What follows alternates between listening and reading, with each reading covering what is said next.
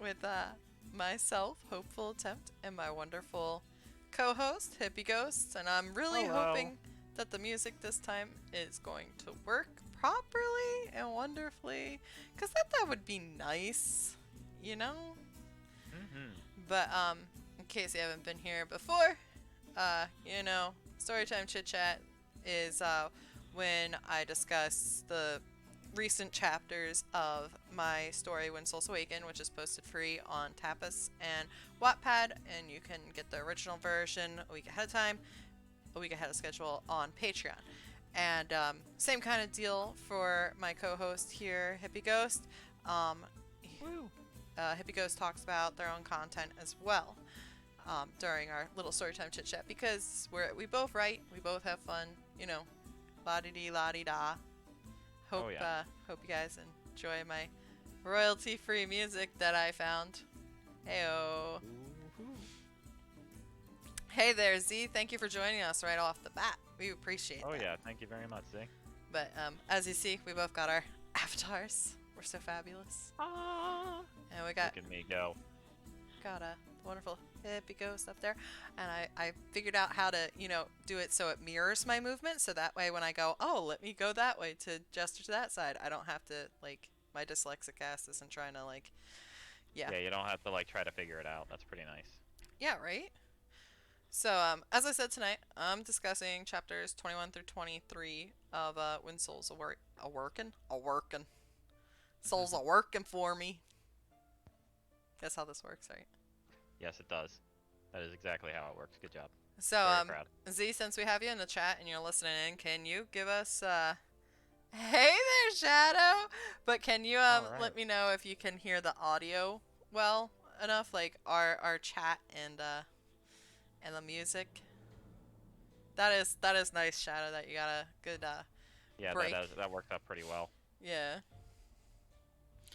But, yeah, so hopefully my music isn't too loud and you can actually hear it. It's, Mm-hmm. It's from Unwind Station on YouTube. It's no copyright music, and this is their fantasy medieval music instrumental. No copyright. Free epic music. Ooh. Ooh, folk traditional. Hopefully you guys I can like hear it. it. Last time I Hey, promoted Cowcast them made it. and couldn't hear anything. Yeah, okay. You can't hear the music. Alright. Well, I still need to fix that at some point, but whatever, I guess. That's just rude. Mm-hmm. But hey, as long as you can hear us, that's what Yeah, that's what's matters. important. So that means that I can turn down this shit anyway on my end. Yay. Because I like to barely be able to hear it. Because otherwise I can't hear the voices in my head. Anyway, and the Yeah, voices that's in my pretty head much are me. telling me to start with chapter 21, Blinded by Panic. Woohoo. So this was a hell of a chapter. Yeah, it was. Hey, Gas, thank you for joining. It's nice to see you this time around. Mm-hmm. We've missed you, buddy. Oh, that reminds me. As I delay the start of this stuff even more, do we at least sound louder than we did before, Gast? Because I did find a setting that I think might have fixed it a little bit, but I'm not sure. Yeah, I appreciate you so much making an alarm for us. That's pretty Okay. great. All right. So in chapter 21, Blinded by Panic, our our appearing characters include Alora, Axis, Flora, and Rune. Our typical little group. But hold up, wait, there's more. We have Oh no, Brian. there's more. We have Brian and Ormel coming back. This can't be good, Uh-oh. considering they were hunting the fire demon, who we all know as Axis. And Mm-hmm. And it turns out the gods are all right because they're all back for this god chat. There's Erember, Viserys, Mentio, Larsolus, Noxera, and Nexiva because they all gotta talk shit. They always do. Uh-oh. It's concerning when they're not talking shit, honestly. Yeah. Yeah, I definitely agree with that. Okay, so with the start of the chapter, we hear about Flora's been testing Axis patients, and Alora's been handling these problem children while working on a secret little project because fuck sleeping. Um, we See, see. who does that remind me of? Shh, this is not a stream for calling me out. Okay. All uh, right. So we sure. see that HippieGhost is just going to continue to call me out all the time, along with Well, if Z it's and not, half the chat probably in 2 seconds here. But to be fair, I mean, if it's not me, it's my dice. yeah. Well, anyway, so in the story, we see that even small things like presents, Alora is still putting the others before herself. She doesn't even notice that she's hurting herself until Rune is like, "What's with all that blood on your hands?" As if a sloth can talk. But yeah. So the sloth just kind of points at her hands and squeaks, and she's like, "Oh, I guess I'm bleeding. I stabbed myself more than I thought I did with the wires." Anyway, so we also see that when she returns to bed, that Axis is a bit more observant than Alora has given him credit for, because he realizes that she's not actually around at night. But but Gee, how about that? but he has no Somebody idea bring where that up. she's actually going, and he really doesn't care beyond the fact that it's causing her to be absent from the tent at night. Like, he's just like, as long as you're not dying, it's fine. So in the light of the new day, the group is heading towards some hot springs, and Flora is super excited about this, and Axis is just content to be where, be with the girls. And the funniest thing is, when I first introduced this chapter, when I first originally wrote it and had my, alpha, beta readers, whatever you want to call my founding supporters, um, Hippie here was like, "Oh, it's a hot spring episode." Of it Oh like my an god, I anime. remember that. I'm like, just you wait and see. They're Oh gonna yeah, have so much fun at the hot springs there. I go lying again to him. Uh, yeah, you have a habit of doing that, and I it just, hurts me very often. Like I, you I'm just, amused by your heartbreak, apparently. yeah, Maybe I am apparently. rude. Maybe I am a bitch. Who knows? Uh, Anyways, Amanda. so Flora and Rune head off after, Oh, having their cute little map moment where they're all crowding Alora and she's, whatever.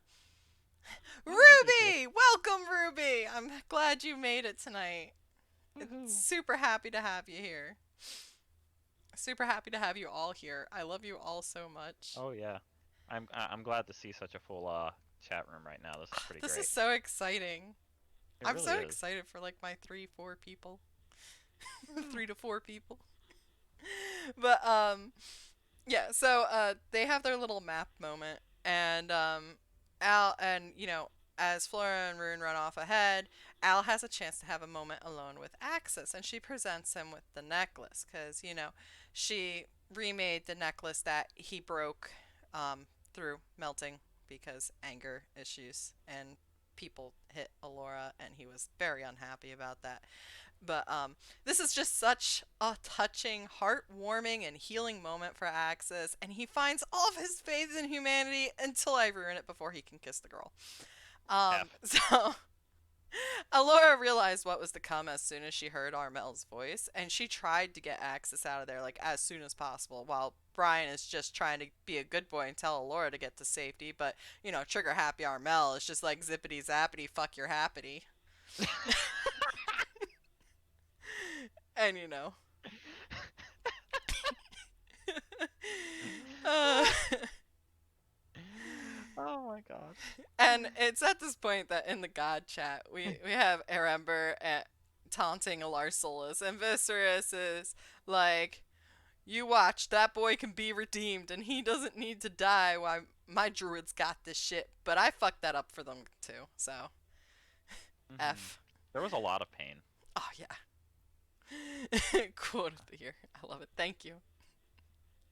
So Viserys's gift backfires, and the pain it's causing Alora triggers issues on both sides of the current fight that's happening in this chapter. If I ever sell shirts, I will put that on a shirt, I swear. Hmm. I should just open like a Redbubble store and like, put That would be pretty legit. I So, want to put one for it's mom said it's my turn to where the be in the Brutus yeah. order. Okay. I'll have to look But into yes. Redbubble stuff. But anyway, at this point, people, It looks like pretty soon things are about to start to get out of control. Yeah, so Brian thinks that this pain that's happening to Alora right now is being caused by Axis. And Axis is starting to just freak out because, Alora is like in horrendous pain.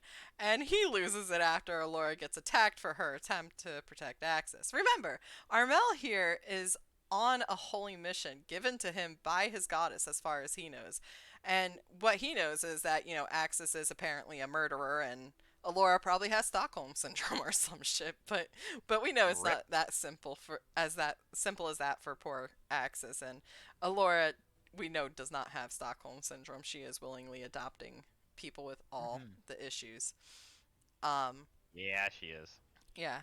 So oh, I have to pause for a second because, Z in the chat says he wants a shirt with kerfluffle on it. And something that hasn't, I don't think it's not something in this story, but one of my other stories, because Z is one of my beta alpha readers. I don't know what to call him, but basically founding I would supporter. say beta raider at this point, Okay, yeah. yeah. So he's basically a founding supporter. So he helps, read over my stuff to help me figure out shit. And in the next story that I plan to publish after When Souls Awaken, there is the basically there's a safe word that's used in it, and it's kerfluffle, and it's the same safe word I use in all my stories because of course. But I just had to explain that there for a moment.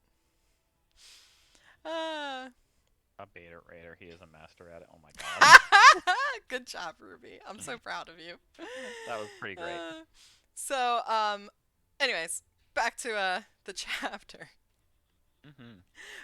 Laura during all this is just questioning why Viserys did that to her because at this point Axis tried to protect her with a wall of fire, but fire burns and Brian pulls out to It does. safety, and it's just chaos everywhere. So for a little breakdown of what the characters are thinking. Don't worry about it, guest, or read and find Yeah. out. It's Yeah, I was about exactly to what you say, think in that story. She is not gentle. You need a safe word. And the best part about it is that character is a mute. yeah, but that character is definitely a big fan of men getting pegged. She will step All on you. right. But so anyway, little breakdown of what the characters are thinking at this point in the chapter. Armel is thinking this is Axis's fault. Axis is thinking this is everyone but Alora's fault. And Brian is just, kind of like going, I am not a doctor. I need a doctor. Does anybody have a band aid? Well, and Alora, she's like, why did Viserys betray me? Viserys is like, why did Alora betray me? Mencio is just sitting there looking at Viserys like, no, it is not an attack, you child. And then Larsolus is just, cackling in the background going, haha, burn all the bitches, my boy. And Arember is just like, fuck you, Larsolus. Kill Axis, Armel.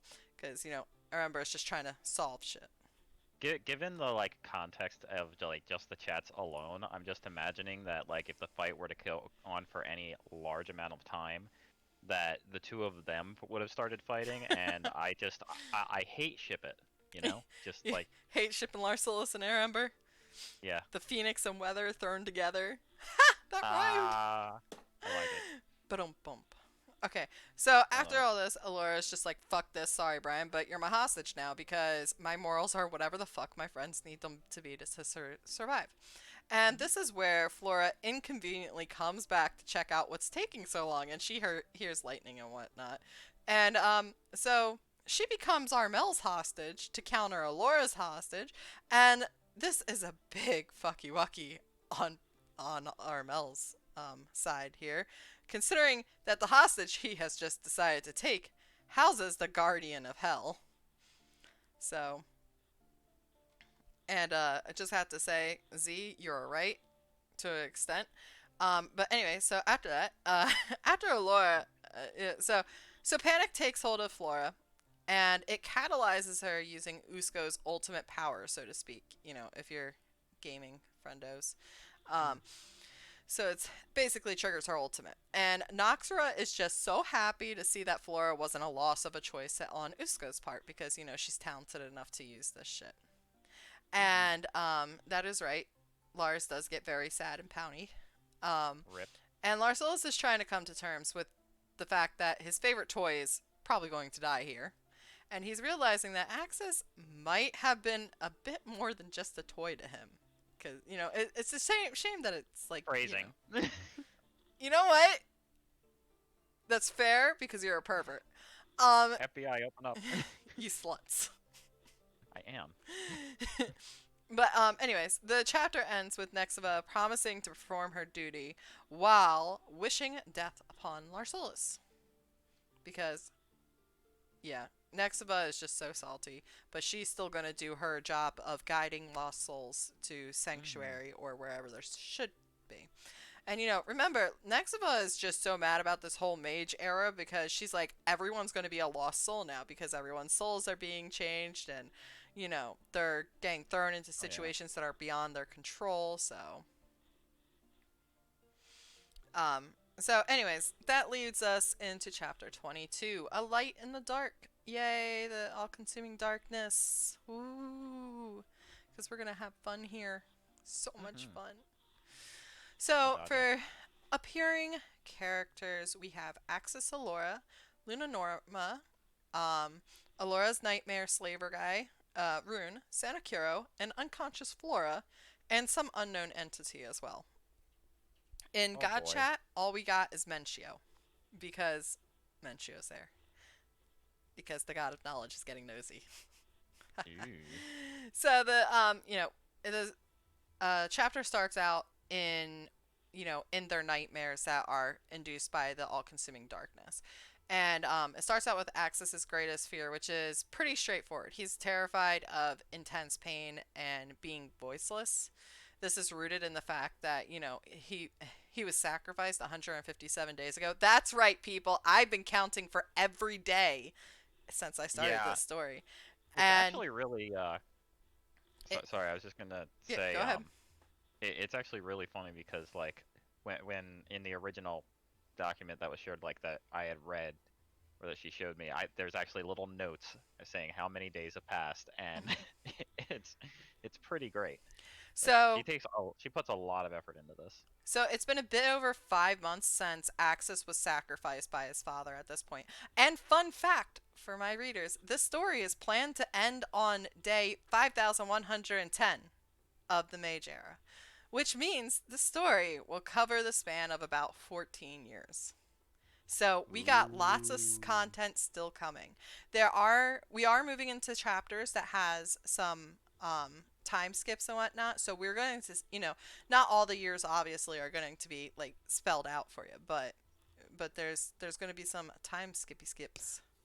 So I want every single day to be just drawn out, fleshed out, just. And that's what I did with Whispers. It was actually the story I wrote after this one. I tried really hard in Whispers to not use time skips. There's like only I think one or two instances in that story where I use time skips. But that story takes place over like a month or so. Yeah, something like that. It's very quick. No, Ruby, I'm not doing it hour by hour. It's hard enough doing it day by day. Yeah. Just wait until I ever get around to publishing Griffin's story. There's one chapter that covers the span of 23 years and just, that one chapter. Whoop. There it goes. Whoop.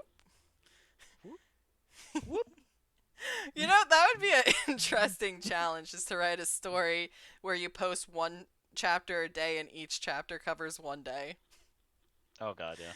It could be short. That would be Today cool. I ate cheese and then cried for 10 hours. I feel like you could do that with like a diary. Actually, that would probably make a good short story for me, like an Aphuanian Tale. Well, there you go. Okay. So anyways, like that.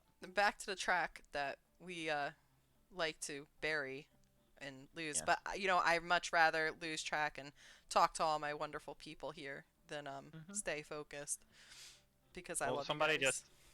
Every time someone comments, they just pull the lever on the track and it switches tracks over to avoid running over an orphan. You know what? That's fair. Okay, so next we move to Alora's Nightmare, where we learn a bit more of her hate for caves. Somehow, though, Alora manages to see through the fear with her knowledge of Usko's abilities, and she prays to the moon god.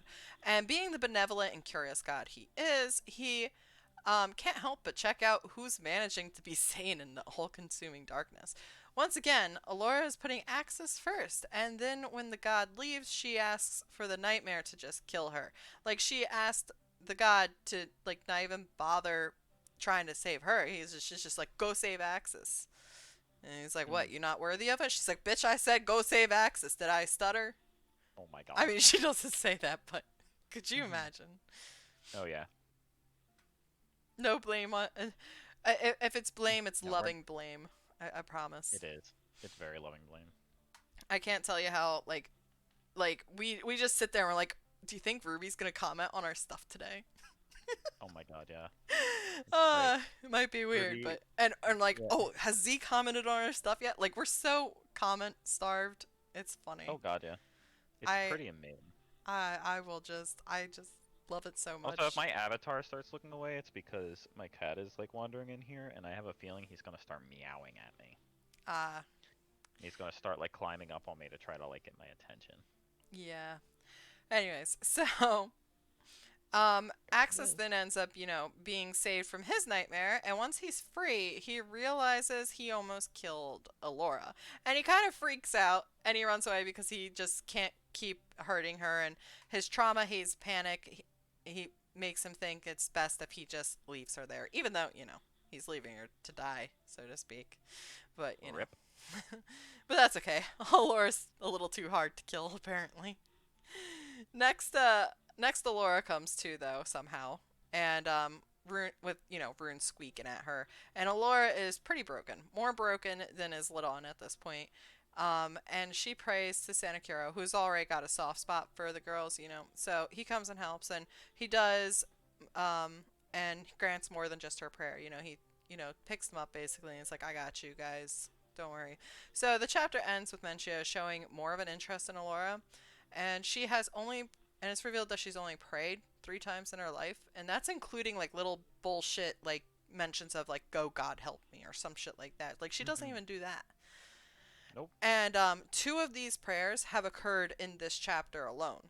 So, I mean, she got so stuck in like she's stuck in hell's like nightmare here, and it's like what made her pray that first time? You gotta wonder. Oh god, yeah. So, Rose. therefore, we can tell that Menchio knows a little something something here about our girl Al, but how much, I wonder, because I can't remember how much he knows. This is why I keep notes. Never. Zero does need coffee, Z. He needs Yes, a he lot of it. does. He does.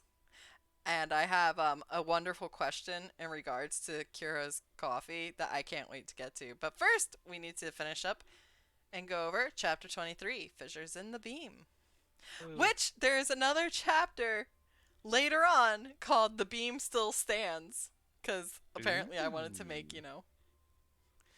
I'm just references. beaming at all of these references. Al prayed for him to have unlimited coffee. Yep, that was definitely 100% her first prayer. I'm gonna rewrite the story now just to accommodate that. Not really, but Amazing. Could you imagine?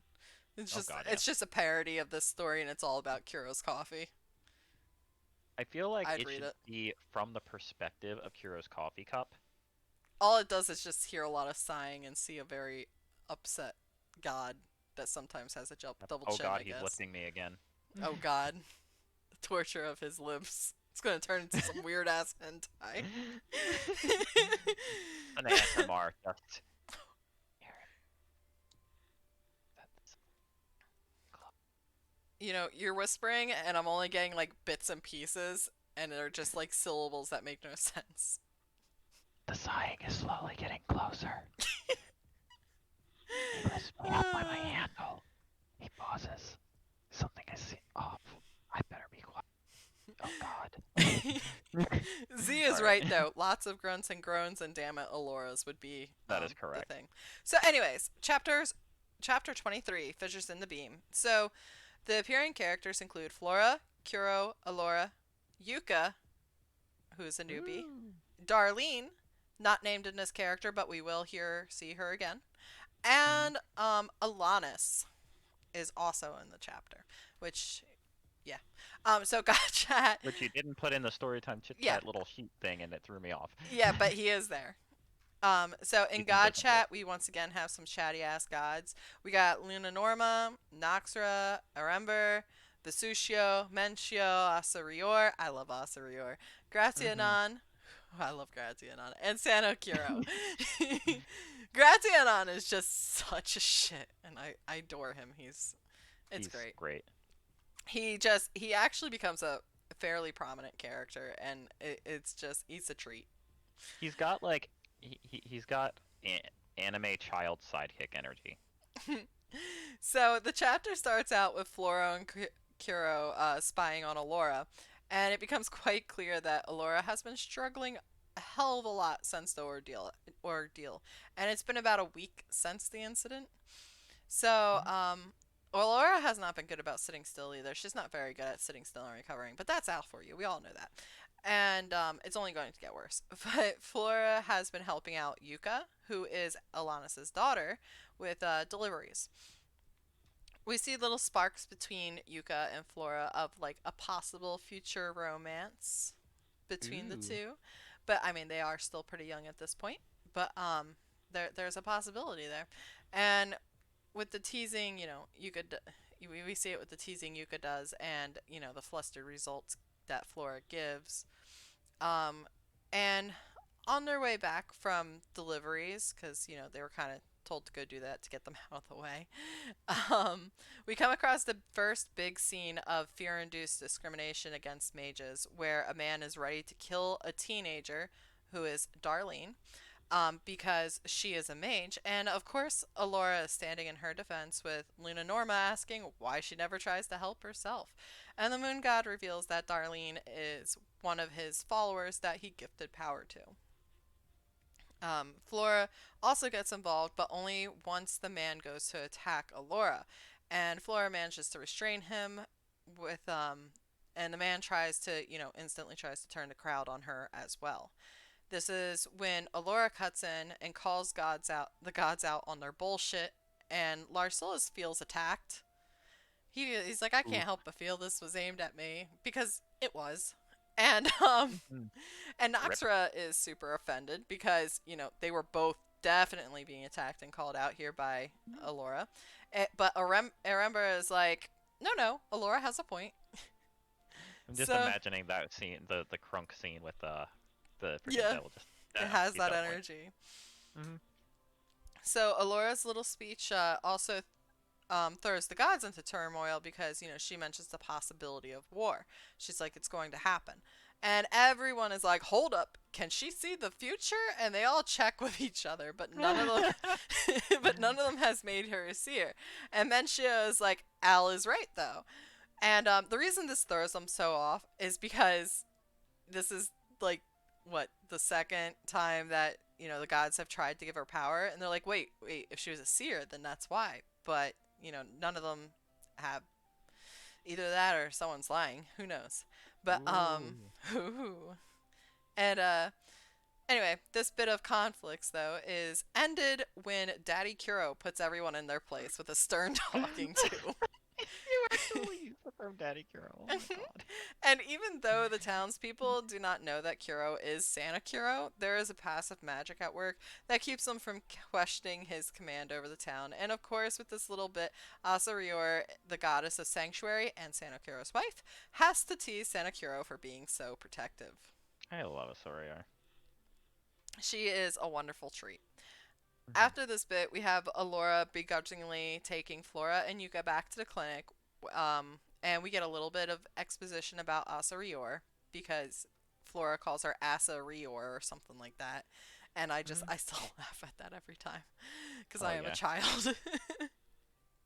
So then some time passes, and Kuro returns to a rather frustrated Flora. And we discover that Flora has absolutely no clue that she's the one that really fucked up Alora about a week ago. And Oof. I mean, maybe not physically. She's the one that mentally fucked her up. I mean, poor Alora got mentally and physically fucked up, and there was no fun with it. Yeah, no, that was a pretty traumatizing. Yeah, yeah, just as a treat. Mm-hmm. Um, so But, Asa and Kuro's about to tell her, like, yo, you just, like, fucked them all kinds of up. And Asa Rior's like, honey, please don't. Save her innocence for the time being, because Flora is, like, 6 years old. So, after this, Kira's just like, all right, fine. And, gives her little comforting words, and, they're all set. Um, Tells her to just give Alora time. And after that, Kiro goes and confronts Alora and and helps the start of her healing of her mental health. And he finds out, about the all-consuming darkness, doing everything that happened, and he also learns a little bit about Axis besides what he's heard about in the God chat. And Luna Norma revealed that he couldn't save Axis, so whatever it was that did was some unknown entity. Ooh. And so after Laura's asleep, we have a little catch up between Dr. Kiro and Dr. Alanis, whose personality is almost the definition of he's a little confused, but he got the spirit. Mhm. Honestly, I don't know how he came to be like that, but because originally Dr. Kuro wasn't supposed to be Dr. Kuro. Originally, Dr. Alanis was supposed to be the one there, but when I was writing him, he was just like, "Oh, that's nice, girls. You go ahead." I'm like, "What? You're supposed to keep her there." So then I had Kuro Don't you come love in, when the and I was just characters like, just don't do what you want them to? And It's when I great. did bring in Kuro, I wasn't planning on him being Sano Kuro, and then I was just like, you know what? Nah, it'd be funnier this way. Mhm. It worked out pretty well. It did. It did. It was a little bit of pantsing, that's all. Yeah, as a treat. Mhm. I still don't understand why it's called pantsing, but yeah. Oh, flying Flying by by the his seat of your yeah. pants. I always Yeah. think that in like okay. Anyway, so we get a little more exposition with their catch up about Usco and how impossible it should have been for Allura to survive as well as she did, let alone, Axis being freed from it. So that's all very Mhm. questionable. Anyways, the chapter ends with the intro of the youngest god, Gratianon. He is a wonderful little shit that is the god of luck, and he is the child of the goddess of life and the god of death. That's Anima Mhm. and Morsimum. Morsimum's intro occurs in chapter 25, which is to be released this Friday to Tapas and Wattpad. So, Woo. with that, I'm just saying, remember, like, subscribe, follow, check out my stuff. If you can't wait for the chapters that come after, you know, go subscribe on Patreon because you get everything a week in advance on there. Like Tapas is getting 25 this week, while Patreon is getting 26, 27, and 28.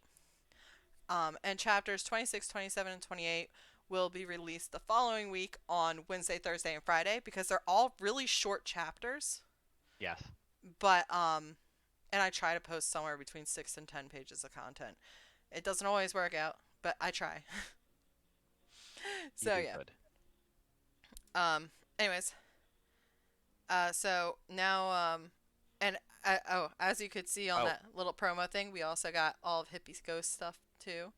Make yeah, sure to and check out his stuff. also since while we're talking about the self promo stuff, since we did or well, tell them a little bit about your Patreon tiers in addition to because we've got some bonus stuff for all of our patrons. Oh, So I'll let you start. so HippieGhost is offering Oracle dice readings for anyone that signs up for either one of ours. You just get a Mhm. general reading if you sign up on mine. If you want more complex readings, donate to his coffee or Or subscribe to just sign him up at for a my higher Patreon. tier and you'll get more specific shit. Yeah. Um, So beyond, basically, sorry, go on.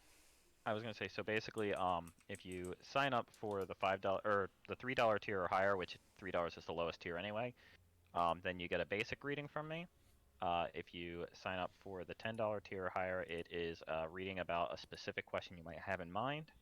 And then 15 or higher, then it's specific question you had in mind in character as one of the characters for the Aphuanian Tales. So I actually just did one of those last night for Amanda as a test out thing, and we ended up going with a lovable drunk that's getting introduced soon. I But love him so much. oh yeah, and it seemed to work out pretty well. What did you think of that, Amanda? It was hilarious. It was totally like, I mean, Yeah. I'm not huge on all this stuff, but boy, I would totally get more done by different characters. It's so entertaining. Yes. So, and it's a pretty cool little outlook into whatever might be going on in your life. But yeah, I do them in character. I do specific questions, and I do general readings, all depending on your tier. And you can, if you don't want to subscribe for a per month thing, I also sell them on Ko-fi, however you pronounce it. It's just the ones on Ko-fi because it's a one-time donation. It's a little bit pricier, but it's not by much. I think it's like a $5 difference. Yeah. The other thing, at least with my tiers, it's really set up for, being a pay for what you can type of deal. So, $3 a month will get you access to the majority of everything, which includes special parts of my Discord server, which includes just another chat for Patreons only, as well as a priority Q&A. Any questions that are posted on there get answered as soon as I can, and the Council of Seraphim, which will be actually, is a reference to later on in the story, but that lets you, throw down suggestions or anything you want to see as far as content goes, like bonus content or streams, like games and whatnot. But I mean, for now, feel free to throw that stuff in the Bismundus social as well, because Oh I yeah, love hearing about it from any point. It's just, absolutely. and also, some of my higher Yeah, tiers do have some benefits like uh, I'm trying to think if it's $10 or 15 a month.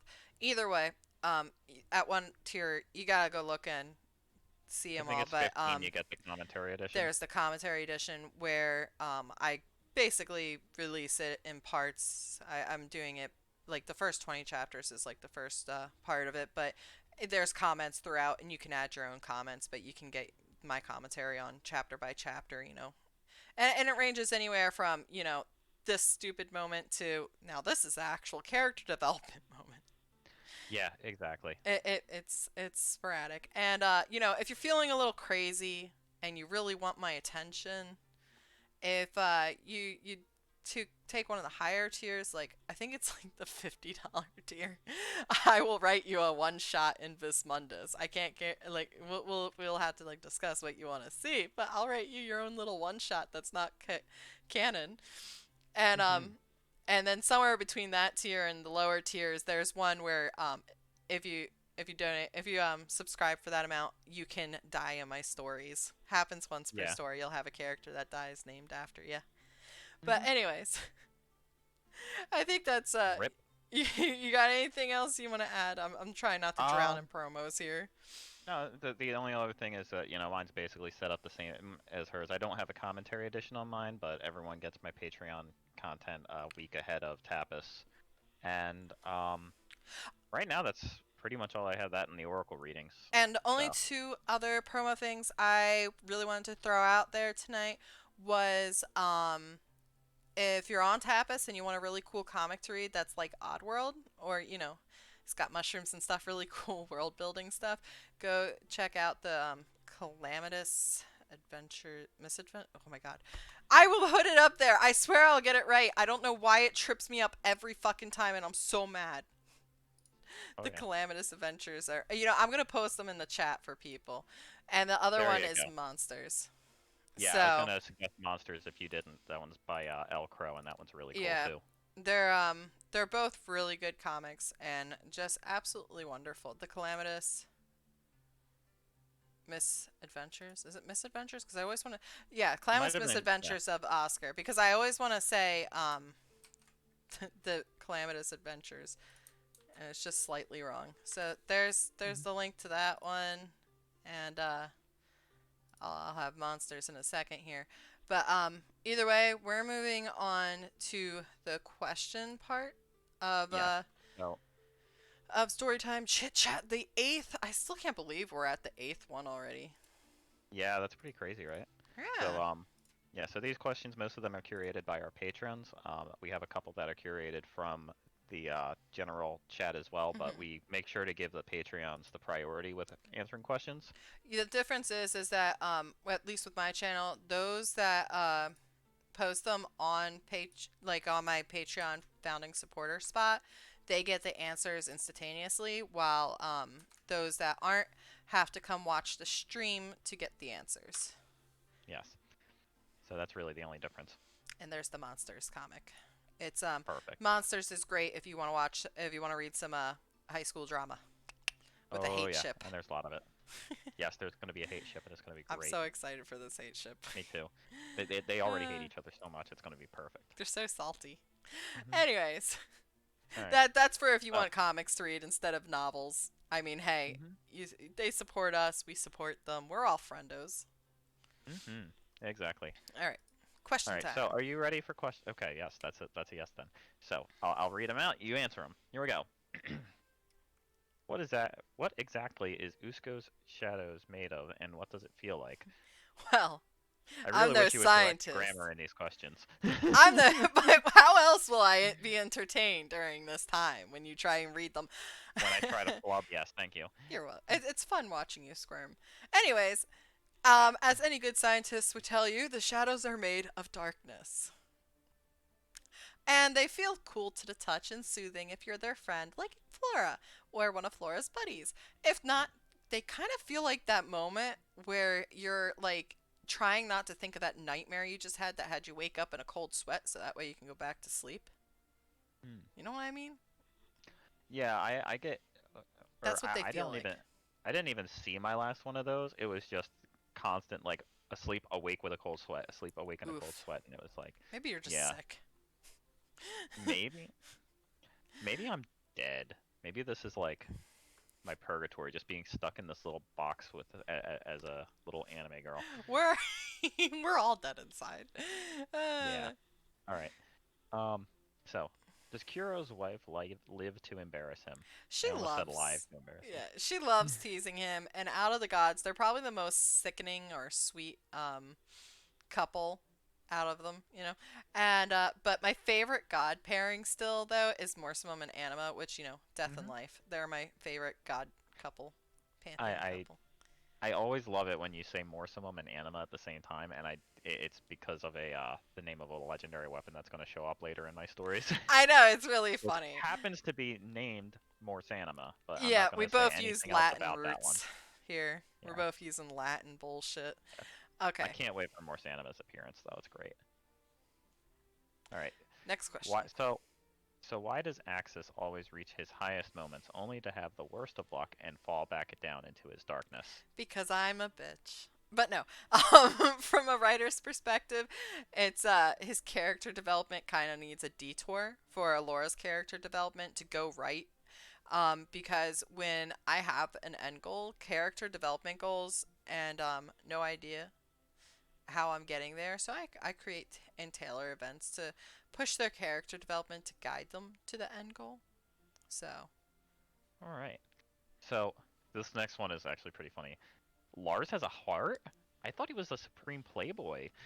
well, intentional or not, Larsol has basically adopted the murder puppy Axis. And with the amount of time he has involved himself with Axis over the past 5 months, he has unknowingly grown attached. At least not, he doesn't realize that he's attached. Um, but Larsolis's character has the potential to be one of the most redeemable characters in this story, believe it or not. And he faces just as much, if not more, character development as the main characters. And Z, I guess if any, you know, life and death are closer to Morticia and Gomez, except they're more on the down low about it. They don't really flaunt it, but they are so deeply in love, and it's just so wonderful. And It is.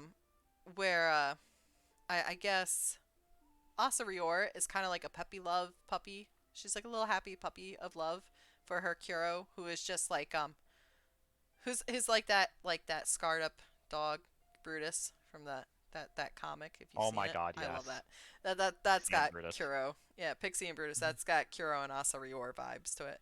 Not that Yeah, I feel it. but yeah, Not that people are shipping the dog and the kitten, but yeah. well, actually, it's the internet. I don't wanna Yeah, put that evil let's out move there. on. Next question. All right. So What kind of long-term after effects will Al suffer from rejecting a god's gift?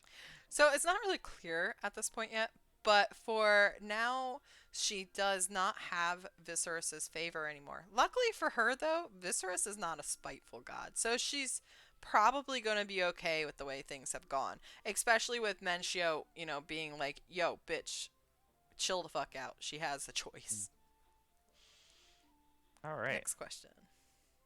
Since it's your own hell in Usko's shadow, why is Al so capable of resisting it? So Alora has a lot of mysteries to her and it has to do with her past trauma, which will become clear later in the story because I'm not spoiling the whole thing on stream. Haha. Yay! All right. Let's see. How in the world did Al get no less than three gods to answer her prayers in such a short time? Well, to be clear, it's actually been years since our first prayer. The two that occurred in chapter 22 had special circumstances to it, as to someone just having, compared to someone just having a shitty time and praying. She was really smart about who she prayed to during the nightmare. Most gods wouldn't be able to interfere with it, but because Luminora is the moon god, it allows him some power in darkness. And he's also rather curious by nature, as well as benevolent and caring. So when he heard her in the darkness, he was very intrigued. As for Sanakuro, he's been keeping an ear out for her and Flora, so to speak, because he'd previously instructed the girls in chapter 9, Burn Skin, to, pray to Sanakuro if they ever needed his help. Mm-hmm. All right, good answer. So, next question. So, Al saves Axe, and Axe runs for the hills in his mentally shattered state. Will the boy ever learn he is safest near her, even if they get hurt all the time? So Axis is off to find his own way in the world at this point. But what I will say is that their fates are intertwined, and we will learn what has become of him, but it's going to be a while before we see him Ooh, yeah. again. But All right. that was not the last that we see of him because as Yeah. as it's been, stated multiple times, he is considered one of the main characters of the story. Mm-hmm. All right. Next one. So, why was Alora so quick to take Brian hostage? Isn't she supposed to be good? Okay, she takes him hostage because it is the fastest and most direct route to end the fighting that is currently happening during that scene. And she is desperate to stop it before Axis loses himself completely. And no, Alora is neutral. She's not necessarily supposed to be good. She has her own morals that she strongly follows, but there's not much in the way of black and white with her, or Axis for that matter. The only one that you could really consider to be like a true good type of character of the group is Flora. Because, as I said before, Alora's morals is whatever her friends need them to be to survive. Fair enough. All right.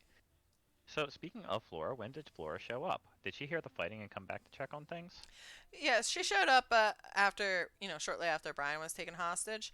And she had no idea what was going on. She was just like, what's taking so long? And she heard some stuff and got a bit spooked. And she ran back to her little group to find Okay. chaos and, her life in danger. All right. What is Sanctuary like? What is Nexiva's role in its regard? So Sanctuary is like a limbo for lost souls, and some in Vismundus theorize that it's like some sort of form of reincarnation. Things there are okay, but it's like living a dream of reality. It's not quite right, but it's not wrong. It's calm and quiet, where the lost don't have to suffer any longer. Um, and it's like the middle ground between heaven and hell. And it's Nexiva's job to guide the souls rejected by heaven and hell to sanctuary. Because it's that in between for people that aren't bad enough for hell, not good enough for heaven. So like someone like Axis, like he is horrendous. He's done horrendous things, but they're not it, it they're not anything that he would have done if it wasn't for Lars Solis fucking with him. Okay. So, next question. And this one I think is the most important question on this list. Is the sloth okay? Yes. Yes, the sloth is okay. But really, are any of us okay? I mean, read chapter 22 and 23 because he's there. I feel But like yeah, that's he's going to okay. just be a question that I ask you to add every Storytime Chit Chat. Just, is the sloth okay? What is the sloth status? Sloth status. Uh, All right. next just one. remember my freaking status charts from your Oh one my story, god, but we'll get to that. All right. Why couldn't Alora become the first druid? This one was a very good question, and I really hope that Ruby is still in the chat. Ruby, are you still here? Because this was one of yours. Well, we're down to 3 viewers, and I know she wasn't sure she was going to be able to make it. So Okay. either way, she'll be joining us again. She'll go through and watch it if she misses out on it. Anyway, Okay. so Ruby, this is an excellent question, and it has all the gods very confused and intrigued. Even the god of knowledge is at a loss as to why. This will come to light in later chapters, as you predicted it might. A more detailed answer would result in a ton of spoilers. So, but I promise it will come to light, and when it does, we will revisit this question so long as we don't forget to. Woo. All right. Does Kuro mainline coffee, and does he grow his own, or is his coffee a gift from his adoring wifey Okay, or waifu, depending on how weeaboo you want to be? so this question came from Z, and I really appreciated it because it added a new canon element to my story. So, Yeah. so so what Kuro does is he just uses his, god powers to summon it from Morsimum's kitchen, the god of death's kitchen.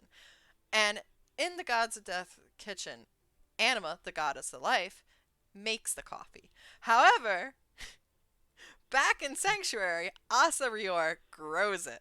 And she gives it to Anima, knowing that Anima will make it for Santa Cura, will make it for Morsimum, who steals it from, who is, then Santa Cura steals it from Morsimum, but Morsimum, but oh my god, but Santa Cura has no idea that Asarior is growing the coffee he drinks.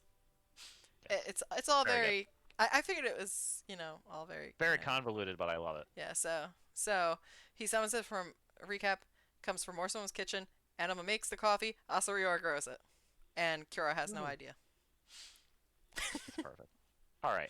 Last one. Here we go. Is Kuro the only one that takes a human form to interact with people the most? Wait, Okay, so is Santa Curo the only one that that uses a? I believe it's uses a human form as often as he does to interact with people so oh, often. okay, yeah, that makes more sense. So Kuro is definitely the most active in interacting with humans. With the possibility of Lars Solus following because he likes to fuck around with people quite literally. Yeah. He's a bit of a whore. He's having a lot of fun. He's enjoying his time. Hmm. Anyway, speaking of time, guess what time it is? It's hippie time. Hello, everybody. All right, that means that I get to talk all sorts about a thing. So I have a bunch of. Oh, okay. I like that. So, all right, I've got a whole bunch of things to tell everybody. So first things first, Lady Forista's story, the incredible documentaries of Lady Forista, is concluded for now. It is up on Tapas in its entirety. So if you have not seen it yet, go read it like right after the stream, or at your earliest convenience. I demand it. But no, it's a very good story, and it it's not over. It's just that particular arc is over. That story is done. It was her first adventure. We will be returning to the pair to explore her and Scarlet a little bit more, and to see what other kinds of hijinks they can get run into. Their next story, at least for the time being, is going to take place in the Crimson Forest of Eternal Flame, which is in southern Alona near the edge of the Sylvan Forest, which is like this whole big thing. It's going to be great. It's basically a forest where it always looks like it's fall, regardless of what time of year it is. It'll still be, you'll still get different weather patterns, but the trees are ever red. They're ever crimson instead of evergreen. So it's pretty awesome. Are they needles? Nope. I know you said leaves like 6 times, but when you said evergreen, I'm like needles. You know what? There is exactly one tree with red needles just for you. Can we call it bongo? Yes. And that's what they use. They keep trying to make bongo drums out of it. Yes, but the And tree there's doesn't just like it, and it keeps just slapping them whenever they get too close. I love it. I thought you would. It's like All a right. willow tree with needles, so that way it's like Exactly. flailing. Exactly. Just whack. And one person got way too close, and it just picked him up and just yeeted him across all of Ilona. He ended up landing in the swamps of Wufrod, where he promptly died because that is a very far distance to get launched. Coniferous or Uh, Oh my god, I can't speak. I'm sorry, I can't pronounce anything to save Deciduous. my.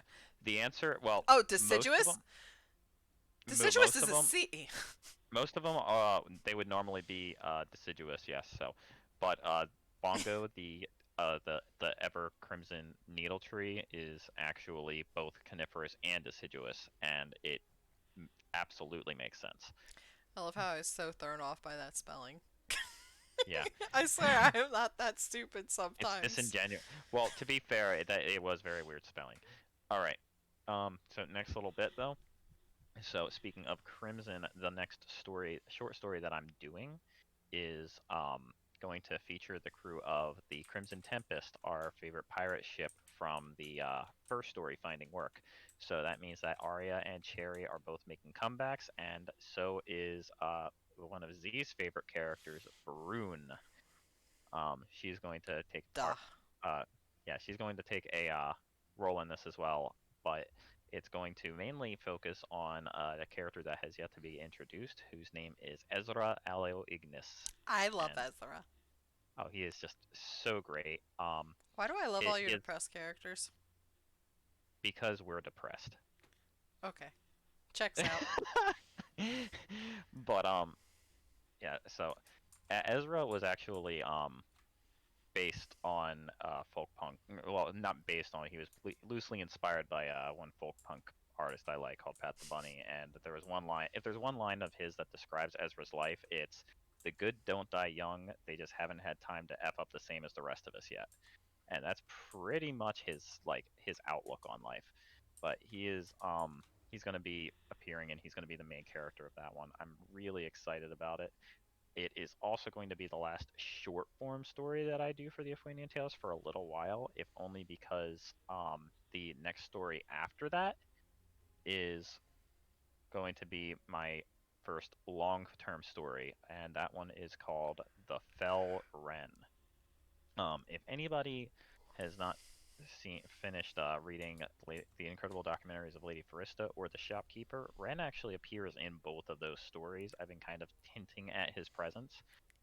He Don't call him is, a brooder.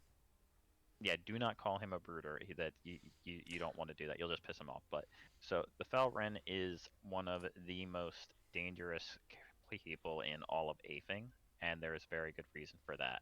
There's a reason Um, for us that freaked out.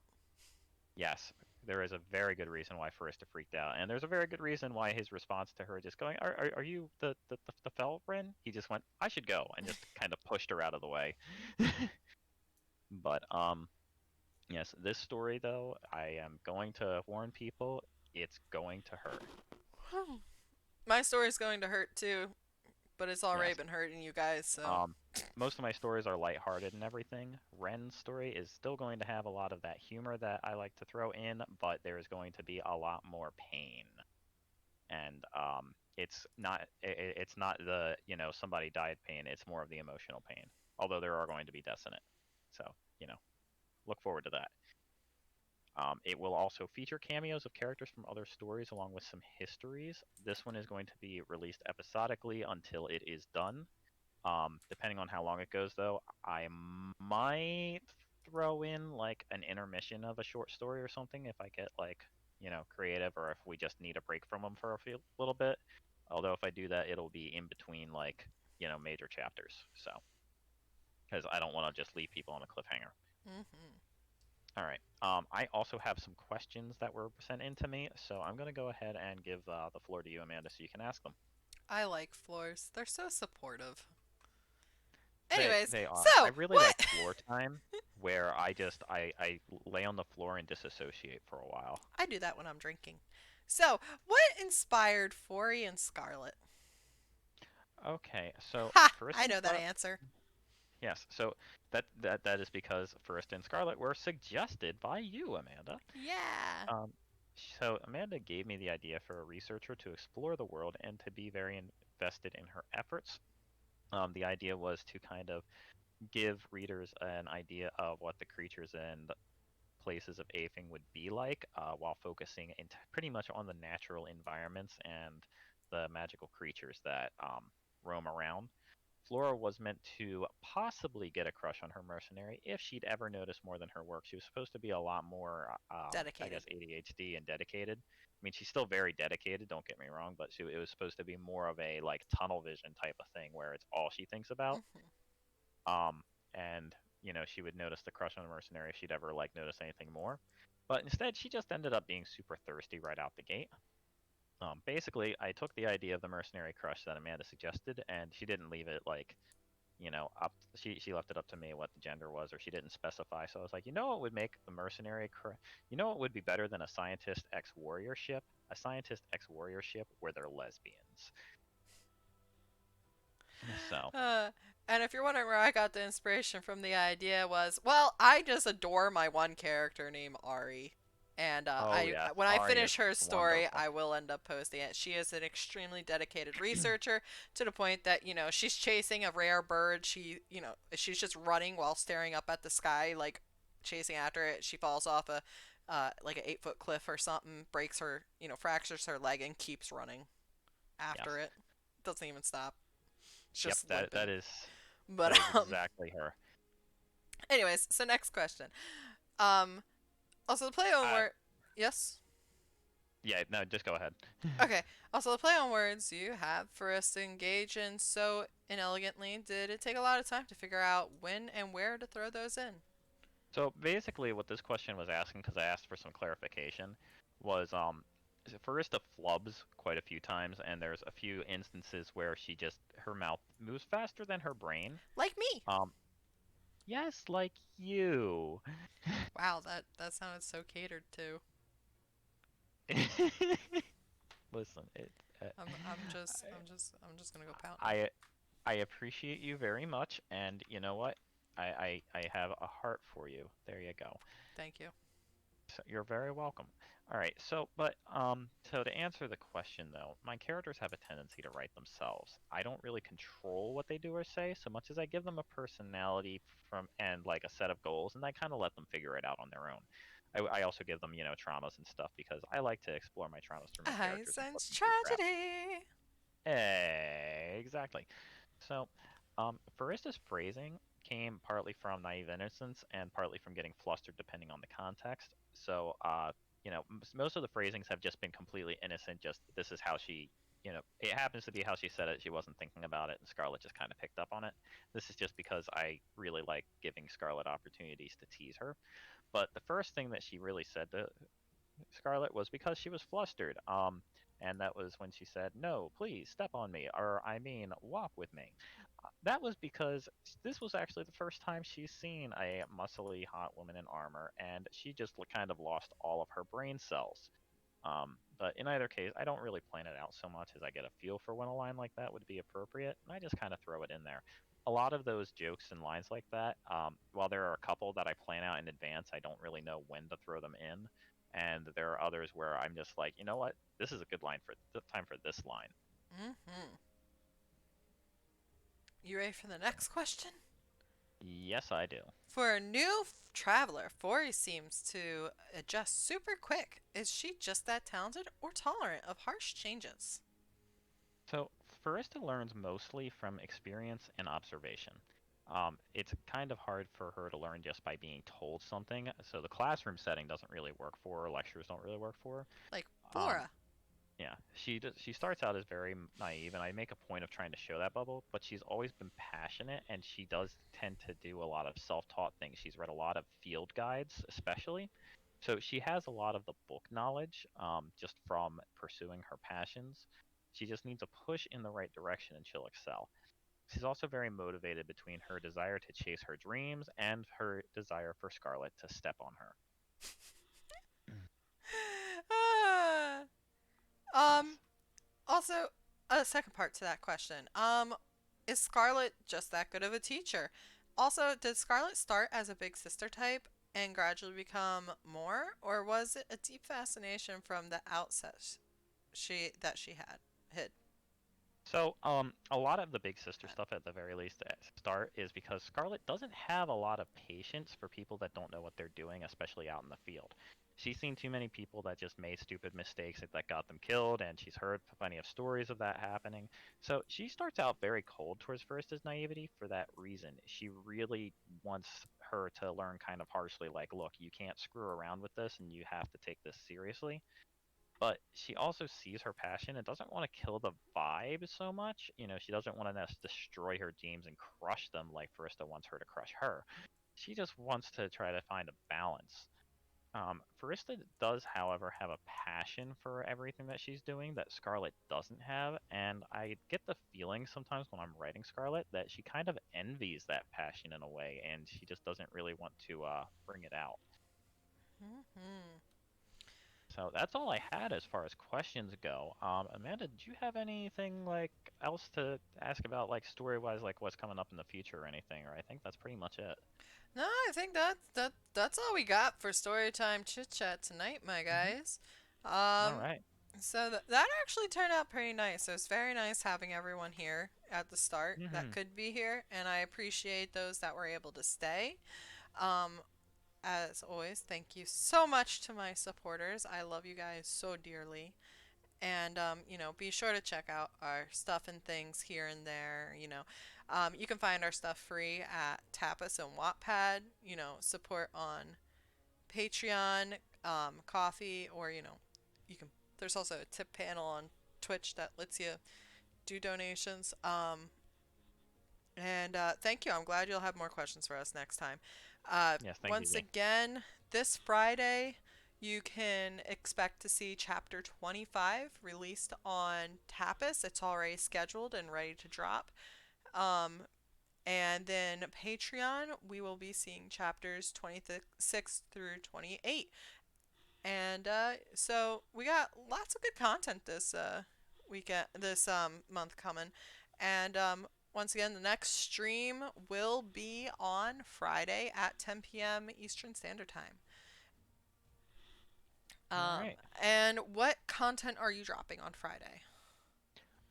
This Friday is actually a bonus content. It's the Scholars Ooh. Journal stuff. So Okay, that should yeah, be fun. this one is so that this drop is actually it's a content drop based on the magic of the world because I haven't really touched enough on that, and I really want to start focusing on that more. Yeah, it's you have a really interesting system, so I'm sure your followers and subscribers would really enjoy that. Speaking of subscribers, on Tapas, if either if we get 100 subscribers on our stories, it opens up our stories for ad revenue, and then at a higher count, I think it was 250 or something like that. It opens us up for tip donations on there as well, where people can donate ink to us to help us support these things that we're doing and writing and whatnot. And I am currently at Hmm. 44 subscribers for When Souls Awaken. We need 100 subscribers each, but you guys can, Yes, subscribe to both our stuff. absolutely. And I also want to mention, speaking of subscribers, whenever either of us reaches 1,000 views and this kind of stacks, for each of us, oh wow, okay. So for each of us that gets 1,000 views, one of our active subscribers, the ones that like and comment on stuff, will get a free oracle reading. They will be chosen at random, and that will be for each of us. So that'll be one for when Amanda gets her 1,000, and it'll be one for when I get my 1,000. So if you're subscribed to both of us in active, you get two chances. Look at that. Yeah. All right. So that's all we got, peoples. I love you so much. Thank you again for joining us. It means the world to me having people come and interact. And you know, be sure to join the Discord if you want to talk to us more often. I mean, heck, I have been really enjoying that. I have a couple people that joined, and the Discord's getting much more lively, and it's super exciting. Um, Hmm. even if you feel free to join if you're only interested in like even if you're just interested in my Win Souls game, I don't care. Come join. We enjoy the company. We have Oh social yeah. spots and we have story dedicated spots, so we'll take on anyone as long as you Hmm. follow the rules, which is basically don't be an asshole. So Yeah. yeah, all right, and yeah, Z does cause chaos with his hurtful memes of Nina Tucker, Yes. but yeah, so Edward. No, I'm just kidding. Fair food. Good night. I'm hanging up. Good night.